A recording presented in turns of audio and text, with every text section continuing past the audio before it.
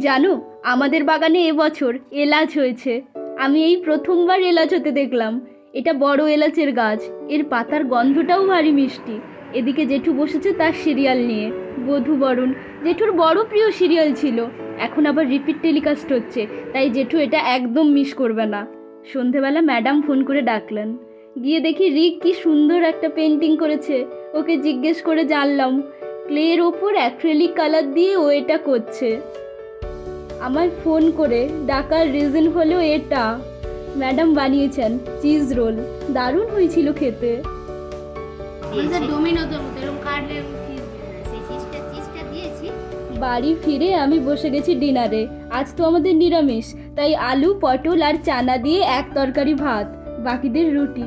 তবে সেজমার বানানো আনারসের আচার আর ফোনে গয়নার বাক্স আজকের ডিনার জমিয়ে দিয়েছিল।